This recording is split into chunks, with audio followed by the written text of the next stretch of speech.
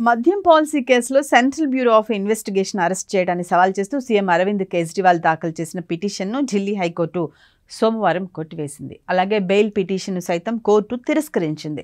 ఎలాంటి కారణం లేకుండా అరెస్ట్ చేశారని, చట్టవిరుద్ధమని చెప్పలేమని కోర్టు పేర్కొంది.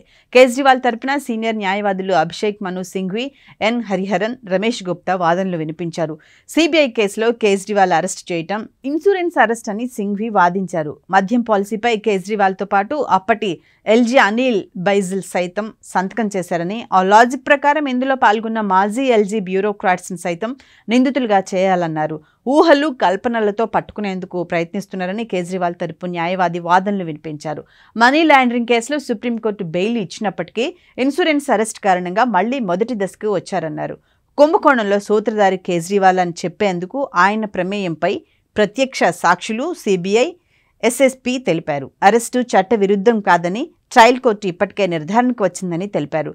కేజ్రీవాల్పై సిబిఐ ఛార్జ్షీట్ దాఖలు చేసినంత మాత్రాన ముఖ్యమంత్రి బెయిల్పై విడుదలయ్యే అర్హత లేదని ఎస్ఎస్పీ సింగ్ పేర్కొన్నారు. ఇన్సూరెన్స్ అరెస్ట్ అనే పదాన్ని ఉపయోగించడం సమర్థనీయం కాదని పేర్కొన్నారు. కేజ్రీవాల్కు సిబిఐ ముందస్తు నోటీసు ఇవ్వాల్సిన అవసరం లేదని సీనియర్ న్యాయవాది సింఘ్వి పేర్కొన్నారు.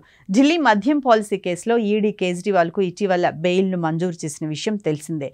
అంతకుముందు జైల్లో ఉన్న ఆయనను సిబిఐ అదుపులోకి తీసుకుని విచారించడంతో అరెస్ట్ చేసి కోర్టులో హాజరుపరచగా జ్యుడిషియల్ రిమాండ్ విధించింది. సిబిఐ జూన్ 26న అరెస్ట్ చేసింది. మార్చి 21న కేజ్రీవాల్ను ఈడీ అరెస్ట్ చేసింది.